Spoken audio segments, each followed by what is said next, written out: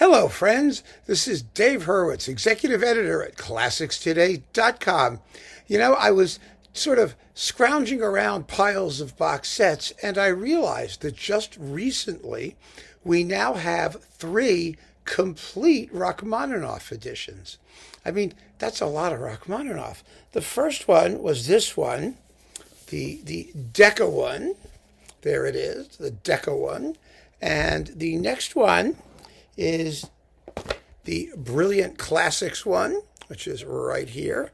And then, most recently, we got, oh my God, this gazunta thing here, the Melodia one.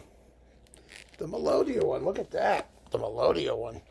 And I propose to go through all of them to look at what is in them and why we should care, if at all.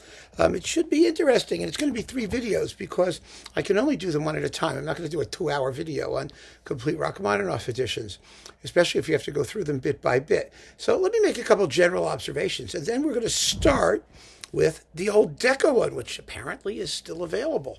So that's really kind of cool, because usually these things go out of print instantaneously. It shows you how popular Rachmaninoff's most famous works are and how many he wrote that nobody cares about, at least in the West. It's actually very interesting. His complete works basically fit on about between like 29 and 30 CDs, but there are always a few extra ones in these editions because the popular works have so many recordings, and they're historical recordings too, that most labels toss in some duplication of the really important stuff. And this one is no exception. And actually, it's a good thing, considering what their current recommendations often are. And so that's we'll see. Well, we'll get there. We'll see when we get there. Now, Rachmaninoff is best known for the 3 symphonies, 2 of the 4 piano concertos, the Paganini Rhapsody, and the Vocalese, and actually not much else.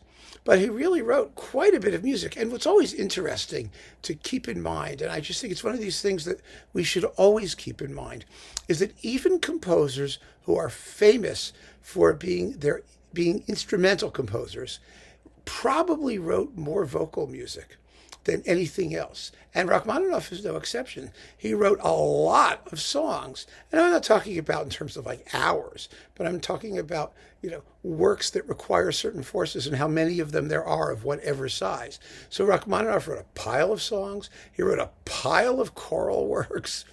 He wrote 3 operas. He was a considerable vocal music composer. And nobody really notices that or cares, with a couple of very striking exceptions, perhaps the Bells and the Vespers, for those of you who like a cappella choral music, which is one of the great 20th century choral works. It's magnificent. So there's more to Rachmaninoff than just piano concertos numbers 2 and 3 and symphony number 2 and maybe a couple other little things. There really is. And we're going to see what those are. It's kind of handy to go through this so that you get the complete range of what he did. So without further ado, this is one of those, boxes of doom. You pick it up like this and it falls out and hits you on the foot and, causes great pain and distress as the CDs go flying all over the place. Because this is a collected edition dedicated to a composer, these are not original jacket things. They're all the same. And that's true of all of these things. And we're just going to look at the booklet here because it's probably an easier way to do this. We'll see how far we get, and then we'll take it from there. So this particular edition has 32 CDs, including duplications. And it begins with, where is it? Here we are. It begins with the preludes. Yes, 24 preludes. It begins with piano music. 24 preludes performed by none other than Vladimir Ashkenazy, who does a superb job with them. He recorded the complete piano music, I believe, and it's extremely well. I mean, Ashkenazy is one of those pianists who made so many recordings of so much stuff with so much duplication that we forget how really good he was. And he was really, really good at a heck of a lot. There's a tendency to sort of downgrade people who do a lot because you think, he can't possibly be that good with all the stuff he did. But he really is. He's very, very good. So that's wonderful. And then we have the variations on a theme of Corelli with Mikhail Pletnev, and the Piano Sonata number 2 with Zoltan Kochis. Yay! And this is the original version, and it's the one that's in the recent Zoltan Kochis box that we already talked about. So some of you already have it. His Rachmaninoff was amazing. And then we have the Chopin variations with Jorge Bolet, and the Piano Sonata number 1 with Alexis Weissenberg. Now, the Bolet stuff is okay. It's not like fabulous. But the Weissenberg Piano Sonata number 1 is super. His Rachmaninoff was also very good and very, very different from the, sort of sludgy romantic approach to Rachmaninoff. He was hard and unyielding and incisive and steely and brilliant, and I think he's terrific in that music. Then we have the Etudes Tableau. The Etudes Tableau are with Vladimir Ashkenazy, and then some stuff for piano, 4 hands, the Russian Rhapsody for 2 pianos with Andrei Previn, and the Romance in G with Vovka Ashkenazy, who you get from the last name, is a relative. And let's see, the Moment Musicaux and the Morceau de Fantaisie, which has the prelude in C-sharp minor, by the way, the Opus 3 Morceau de Fantaisie. Number 2 is the famous prelude in C-sharp minor. And then we've got a bunch of fragments and other stuff. And the Vocalese, transcribed by Zoltan Kochis, but it's all performed by Vladimir Ashkenazy, which is, just fine. Then we have Disc 6, which is transcriptions of all kinds of things that Rachmaninoff made. We don't need to go through into the details of what they all are. And that's, again, with Ashkenazy and friends. We have Vovka Ashkenazy, Dodi Ashkenazy, and Alistair Mackenzie, trumpet, in track number 23, which is the Italian polka for piano, 4 hands, and trumpet. How many times have you heard that? How many people know Rachmaninoff even wrote that? You see? There's all kinds of interesting stuff in here.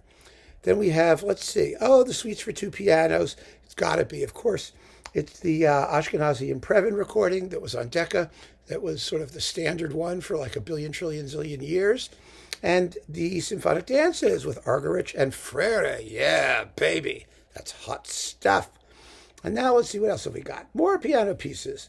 Some, Morceau de Salon, Opus 10, and 3 nocturnes, and early things, and fragments, and bitlets, and scrungy little chippy things. And it's all done by Ashkenazy. And, they've chosen well here, as you can tell. They really have, for the most part. And then we have the Cello Sonata. We're up to CD 9 already. See, we're just going to whiz through this, but I just don't think it's fair to do like a bazillion talks about all of this stuff all in one. Bazillion editions. These 3 editions deserve individual treatment, and so they will receive same. The Cello Sonata, Heinrich Schiff. Yeah, wonderful. With Elizabeth Leonskaya, and then other pieces for cello and piano with Lynn Harrell and Ashkenazy, and the Piano Sonata number 2, revised version of the second sonata with Peter Jablonski. And that's fine. So, the trios, the piano trio, the Beaux-Arts Trio, famous disc, beautifully done, nothing to complain about. Let's see, the String Quartet number 1, which is fragmentary. It's from 1889. So is the String Quartet number 2, which is even more fragmentary. That's from 1896. It's like miscellaneous chamber stuff. So it's with, a bunch of people, Dean Olding, Joan Rogers, Vladimir Ashkenazy, the Goldner String Quartet, and various things like that. This is ephemera, as it's called in the business. It's ephemeral, meaning nobody cares and you don't need to worry about it. So now we have the songs. There are CD 12, CD 13, CD 14. I think there are 4 discs, if I'm not mistaken. Let's see, 12, 13, 14, 14. Okay, 3 discs. But there's a lot of them. It's like 30 songs per disc here. And they're all with Elizabeth Söderström and Ashkenazy. It's a very, very famous set. The only set of the complete songs by major artists that was recorded outside of Russia. And so it was wonderful to have these, and they're very, very nicely done. So that's really cool. And then we have the piano concertos, 1, 4, Paganini Rhapsody, 2, 3, Ashkenazy and Previn, the standard recommendation on Decca, you might call it. Absolutely standard, but recommendable, quite recommendable. They're very good. I don't think that they rank with the best of them, And I've done talks already on what the best of them are, so you can go look at those videos if you're curious. And then we have Piano Concerto number 1 and 4 in the original versions with Alexander Gendin and the Helsinki Philharmonic under Ashkenazi, which is licensed from Undine. And I remember when those came out, and it was very exciting. And this is really very nice to have. It was nice of Decca to license these very, very fine recordings from Undine. Now we do the symphonies. Symphony number 1, thank God they pulled the Ashkenazi in Concerto. That's the reference recording for Symphony number 1. It's the best one, period. And then, of course, they did the Ashkenazi symphonic dances, which are a lot less interesting. I just think they're too fast and lacking in detail, in my humble opinion. So there are much better symphonic dances out there. And then we've got Symphony number 2 and the Isle of the Dead. Now, this is an interesting choice. Number 2 is the London Phil with Walter Weller, which is actually a good pick because Ashkenazi's is not great. And there are others. I mean, on Decca, Phillips, they could have used Edo de Wart. They could have gone to DG. They could have used Laurent Mazel. But, Universal is not huge in Rachmaninoff symphonies, actually. It's kind of interesting. They really didn't have the market cornered in this particular repertoire. So having Walter Weller is good because it's a very good performance. And he's a very good conductor who doesn't get any love anywhere. But Walter Weller knew what he was doing. And it's nice to have a change of pace. I think it's a more persuasive performance on the whole than Ashkenazi's. And then the Isle of the Dead is the Rotterdam Philharmonic with Edo de Wart. It's very good. It's not the best ever. It's not the most intense, maybe, but it's nicely done and very, very beautifully recorded. Symphony number 3 is Ashkenazi, and that's good. And the Bells is Ashkenazi. And we've done talks on all of these pieces, too. So you can go find out what the best versions are as well. Ashkenazi is not the best in number 3, and he certainly ain't the best in the Bells. There are much better versions of the Bells, but it's not, goodness, it's a Concerto. It's not bad. Not bad by any stretch of the imagination. And the Bells may just be Rachmaninoff's complete large work, like masterpiece-y type thing. It really is such a fantastic work. It deserves much more attention, and they should have, found a better version to license, but that's okay. Then we have some more things. Prince Rostislav, the Caprice Bohemienne, the Rock, and the orchestration of the 5 Etudes tableaux that were orchestrated by Respighi. Now, let's see who's doing these. The Respighi thingies are with Dutoit and Philadelphia. Now, his Rachmaninoff things were just awful. Absolutely awful. Actually, all 3 of these things were Dutoit and Philadelphia, or 2 of them were. Yeah, the Rock and the Etude Tableau. The Caprice and Prince Rostislav are Ashkenazi in the Sydney Symphony, where he redid a lot of the Rachmaninoff he originally did for Decca with the Concerto, and those are not very good performances or recordings. I was quite, surprised at just how uninteresting they were. They were originally on Exton, the Japanese label. They were supposed to be, they were expensive, first of all, and superbly recorded, but the performances are just very flat in my view. And the other stuff with Dutoit and Philly, they were boring. What a boring series that was. Decca really blew it. They picked Philly because Philly had the grand Rachmaninoff tradition from Ormandy and back from the composer himself. And they should have been magnificent, but Dutoit turned out to be such a flabby, boring, indifferent, uninterested conductor. Wow, what a disappointment. And they weren't well recorded either. They were sort of, digital, not really good digit things. Not good. Then we have the Scherzo in D minor, the Youth Symphony, the Vocalese, and that stuff. And that's also with Ashkenazi, broken up between the Concerto and the Sydney Symphony. And 6 choruses with the Prague Philharmonic Choir, Ashkenazi piano and conductor. Now, that's nice to have.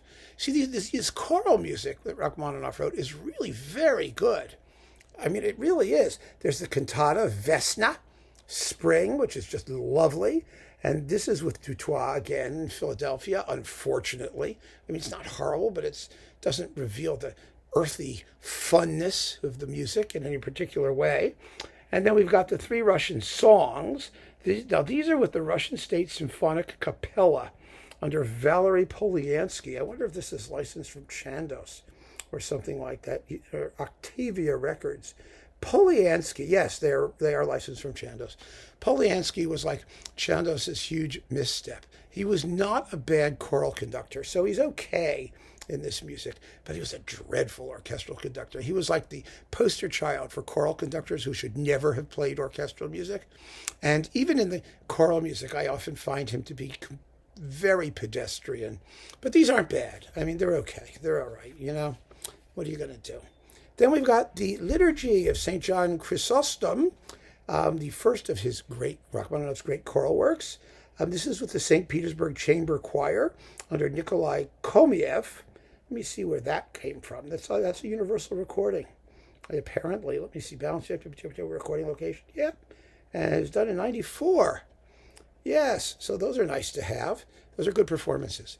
That Russian choirs really just do this music so well because you've got those wonderful deep basses and that sort of dark Slavic tone. It's very expressive and beautiful.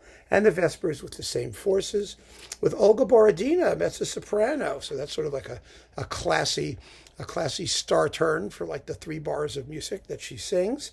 And then we have his operas. Now there are 3.5 actually. There's Mona Vana, which was never completed.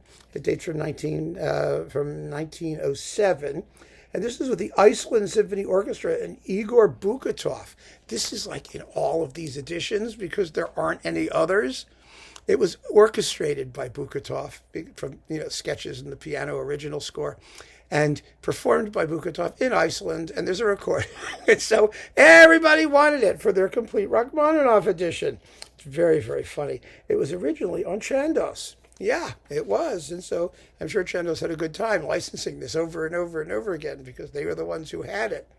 Then we have the 3 operas, Alecco and The Miserly Knight and Francesca de Rimini. And these are the Deutsche Grammophon recordings. So you see the Deutsche Grammophon catalog was available to these people. And it's just ridiculous that more of it wasn't used to get better performances of these things. Isn't it? I mean, I just am always amazed by how demented the selection is. But these are the Yarvi recordings of the 3 operas, and they're fabulous. They're absolutely first class, wonderful to have, and I'm glad that they had they had no choice, did they? Because Universal doesn't have any others. So there they are, and they're fun. They're nice works. Now we're already at CD 29, and we start to get duplicative. And the duplication is, let's see, Piano Concerto number 1 with Byron Janis and Kondrashin. Yeah. Number 2 with Richter and the Warsaw Philharmonic and Stanislav Wislotsky. I mean, it's just so much fun. Number 3, Martha Argerich and Shai. Number 4, Zoltan Kocis and Edo Devart with San Francisco. Now that is a Rachmaninoff cycle head and shoulders above the Ashkenazi Prevens. And thank goodness they put them in here. That was a very smart move because those are really hot performances. So somebody was thinking. They were thinking. It doesn't always happen in these situations. Remember Decca's horrible Scriabin box, which was just like odds and ends and leftovers, a mishmash randomly assembled. Well, this particular program seems to have a lot more intelligence behind it, partly because the choices that they had, the limited choices, were better limited choices. They were definitely better limited choices. And then there was some actual thought in some of these. So maybe my good friend Cyrus Mayer Homji in Australia had something to do with some of these piano picks. Anyway, then we have Rachmaninoff's Ampico piano recordings. These are the piano roll pneumatic cylinder things that he did, and they're historic performances. They were reproduced in a specially adapted Estonia 9-foot concert grand. Well, fine. I don't know what that tells us particularly, but you get a disc of those, and then you get bonus CD 32, The Real Rachmaninoff. Vladimir Ashkenazi and Rob Cowan, the wonderful Rob Cowan, discuss the Russian Romantic. So they do an interview, which I haven't listened to and have no intention of listening to, actually, but that's okay. It's a bonus. So you really have 31 CDs of music, and an extra disc of other stuff, which I'm sure is very good because Rob Cowan does wonderful interviews and he's a smart guy. But I just don't ever listen to things like that, unless I'm really bored and I have nothing else to listen to, which is very rare. I much prefer to listen to the music. So here you go, the complete Rachmaninoff edition on Decca. It's a very good one. It really is. It's quite strong in most of the places that matter. There were some very smart choices made, and it's still available. So you can get this with a reasonable assurance that you'll be getting a pretty top-notch collection for the most part. And that's set number 1 in our complete Rachmaninoff edition. But before you buy, just remember, we have 2 more sets to go. And the point is that Rachmaninoff is such a popular composer, at least in his major works, that you cannot be sure that something better isn't coming along, or something equally worthy, or something a lot less expensive. So there are going to be some surprises in our future Rachmaninoff videos. Take my word for it. So keep on listening, folks. Thanks for joining me. Take care.